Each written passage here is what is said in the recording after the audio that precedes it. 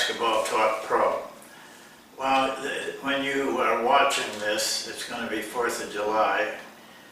We'll produce it on that day, early in the morning. So I wish you a happy holiday. It's kind of nice to have a holiday in the middle of the summer. But the topic today is maybe a little bit different because there's a lot of different things happening in sports, the world, and in basketball. And the idea came to me to talk to you about this because about 10 days ago, there was a large article in the Wall Street Journal that I'm always looking for things that kind of fit what we do as coaches, and that I can bring them to you. You can do with them what you want. But if I see something that I think is pertinent, then I want to share it with you. Because, 80% of you may not have any interest at all, but there may be 20% that this fits. And so I want to talk to you about it. It is different because in sports, we talk a lot about mental things, mental toughness, focus, and all of these things. I don't know how much we do about them, but we talk about them. But baseball has come up with something different. And we have to, it'll be into basketball eventually. And these people that I'm going to talk to you about are called mental skills coaches. And it has ballooned in baseball. Right now, 26 of the 30 major league teams have a mental skill coach on their staff, and maybe more than one. But let me just read the opening paragraphs to this because it hit home. No one likes making a mistake when colleagues or clients are watching or getting negative feedback in a meeting. Imagine making an error in front of 50,000 booing spectators while your latest performance stats flash in giant letters on a jumbotron overhead. This is what we do differently than teachers in the classroom. That is a completely different kind of teaching than we have to do, and learning that must take place because it's under incredible pressure. And it's also under where people can see the errors, they can see the mistakes, both for coaches and players. And so what baseball's done, and I think we should too, is they have special coaches that deal with the players and the problems of the mental work during play. So this article centers on just a few of the things that they do. But just to give you a taste, because in the NBA, when I was with every team I was with, they had a psychologist. But they weren't what these guys are. They were, they could help players and coaches if they needed it in a variety of ways. Some is in testing to see if, you had this problem or that problem. The other was in more social things, like a breakup with your girlfriend, getting poor grades in this one class, those kind of things. But these mental skills coaches work directly with players on what they do with their skill, with how they play. Here's an example. Players must develop the ability on the mound or in the batter's box to block out distractions, says Mr. Tewksbury, an author and a former player of a book called 90% Mental. It's a book on mental skills, of learning mental ways to handle different situations, such as this. This is another mental skills coach for the Chicago Cubs. He talks to them at the mental state by imagining an inner traffic signal. It's green when your body is calm and the mind is focused. It turns yellow when your heart rate and blood pressure start to rise and you begin having trouble focusing. It flashes red, and pay attention to this one, when you start believing your self-doubts. Your muscles tighten and you lose control. So this is his way of helping players to recognize these things, and they have a way of verbalizing it. I was on green and I was doing great, and then all of a sudden this thing happened, and now I start losing my calm. My blood pressure goes up. These are real things, folks. And it doesn't only happen to the players, it happens to you as coaches. There was a movie that I would advise you to try to find. It's been some time now. In fact, when I first watched it, it had been some time. It's a baseball movie called For the Love of the Game. And I won't go into all the details. It's a very entertaining movie, whether you did it to learn anything or not. You'd have a nice couple of hours. It's very entertaining and it has a message. But it does something in this film that really shows what that skills coach was talking about, distractions. This picture's situation is that he's old. He's on his last legs. They're talking to him before the game about they want to help him, but they're either going to trade him or drop him from the game.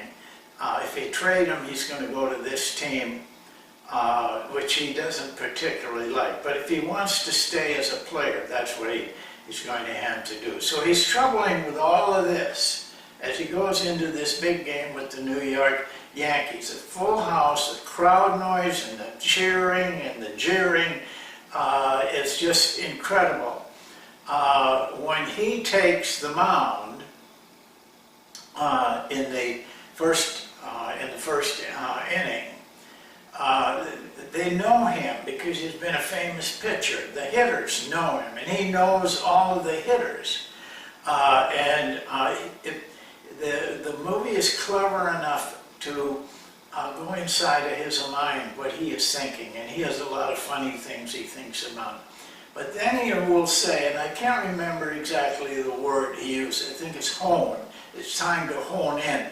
And when he says this word, that's a word for him, all of a sudden the crowd noise starts to dim and dim and dim, and the focus gets narrower and narrower on that batter. It's really well done. I don't think many people paid attention to that at all, but I did. Because he does it a lot in this game, in tight situations.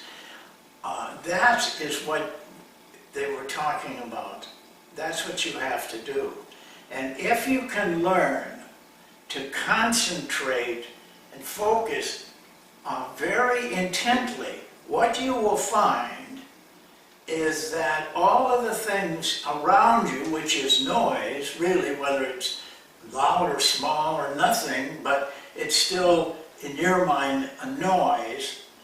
If you can focus on something like he did, a word, or breathing, or something similar to that, you won't even notice it, but all of a sudden, all those distractions and noises and thoughts and everything just become very, very dim. It works.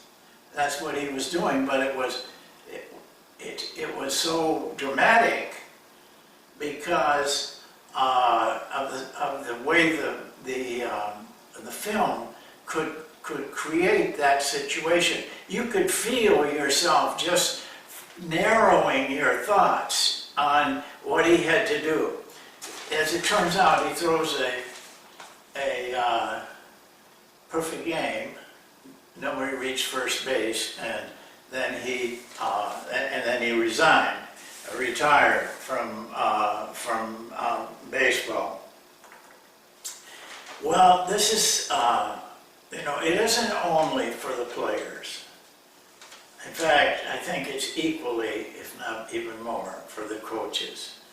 And there are not tools that are available to you to learn it. But you can't learn anything without effort.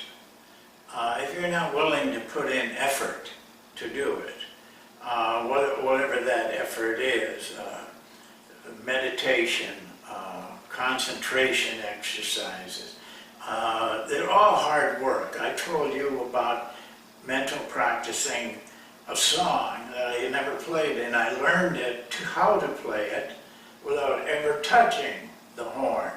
But if you think that was easy, it wasn't. It took me a month and a half, and also it required incredible concentration, focusing so close to perfectly. Otherwise, things got unraveled. Well, I want to just bring you to one other paper.